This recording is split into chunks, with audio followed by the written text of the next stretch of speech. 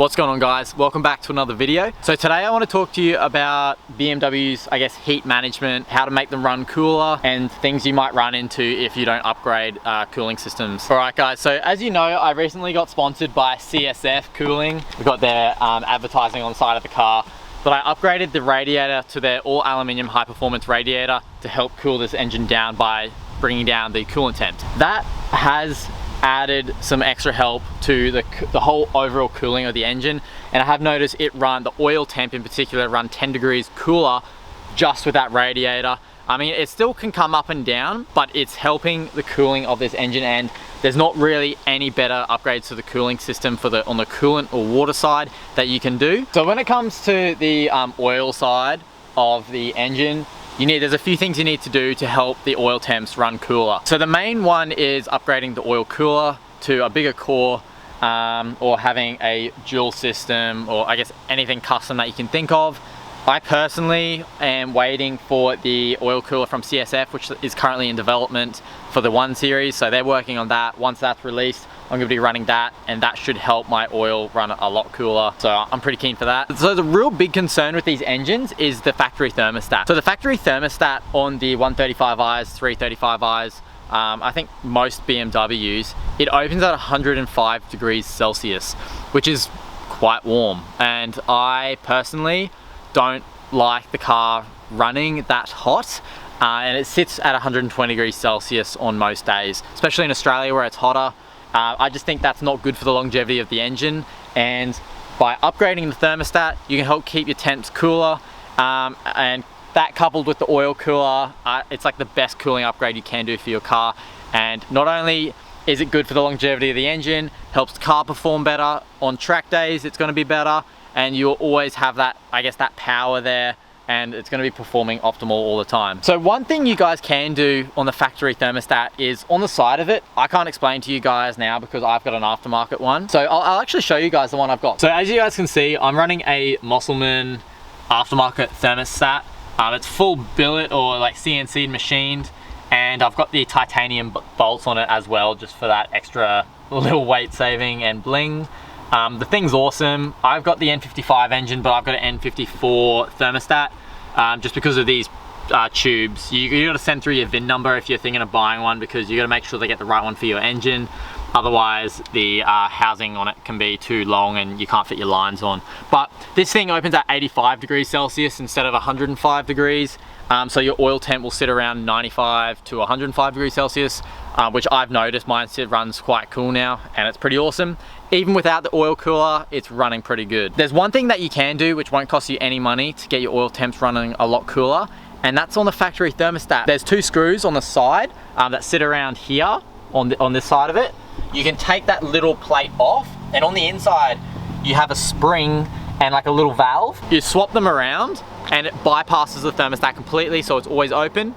The only issue with that is your car is going to take forever to warm up, and you're not going to be able to get to running temp on most drives, especially if you're doing short trips or around the city. And that itself is not good for the longevity of your engine, because your engine needs to hit running temp, especially if you're going to get on it and stuff like that.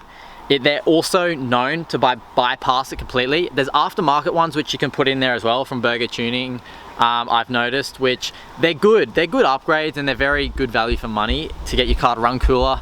But if you're dailing your car, also doing long trips and taking it to the track, and there's a lot of different, I guess, environments that the car is driven through, you're gonna find that your oil temp's gonna be all over the place, and it's not a permanent solution for the thermostat. It's not a very good option for the longevity of your engine as well. Whereas this one here is like the factory one, and it just brings the temps down cooler. Still helps the car warm up, looks awesome too, but that's probably the best upgrade you could do, in my opinion, for the thermostat side when it comes to opening and closing the thermostat to get the oil to flow. So the best cooling upgrades that you can do is upgrading the thermostat, the oil cooler, your intercooler for charge temperatures, and your radiator.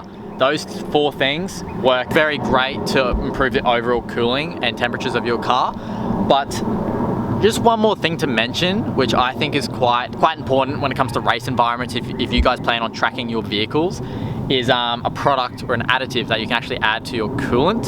So just to explain it, so on BMWs, the thermostat is kind of more of like a heat exchanger. Well, it is a heat exchanger, and the coolant and oil temps will flow near each other, trying to work hand in hand. So the coolant will help cool the oil down slightly. There's an additive by Redline called water wetter, which you can actually add to your coolant, and it doubles the wetting ability of water. When run with glycol or coolant, it's not as effective. It probably helps the coolant run maybe 9 Fahrenheit cooler. Not an awful lot, but it still works, and it still helps the overall cooling of the engine.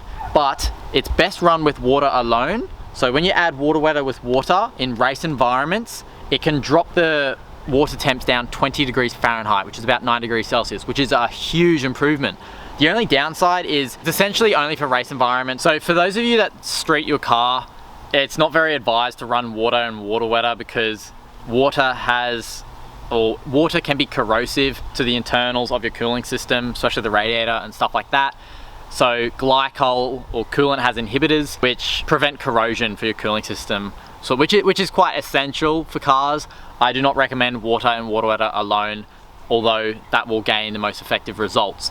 But the reason why you want to improve your cooling side, the water side on BMWs, is because they use the heat exchanger system. So the cooler you can get your water temps, that will help run your oil temp cooler. When it comes to track and really pushing these cars, you really want to improve your cooling system. That is one of the most important things I can stress to you guys, because you don't want to left stranded on the side of the track with overheating or having temperature issues, because these things will kind of like shut down if they hit a certain temp, and you don't want to be wasting track time and stuff like that. So make sure you guys get onto cooling upgrades. But yeah, I thought I'd just explain to you guys a few little things you can do to get your oil temps down, because mine sit around 110 degrees Celsius now when I'm on it. If enough air is flowing through the oil cooler, it can move down to about 95 or 100. But yeah, I'm pretty happy with how it's going right now. I just need that oil cooler. But one thing, guys, that I want to show you, and one thing I'm kind of happy about, is my mechanic. So I got a bit of work done recently at Rencal Motors. So my mechanic Vince has hooked me up with some new lines for my catch can.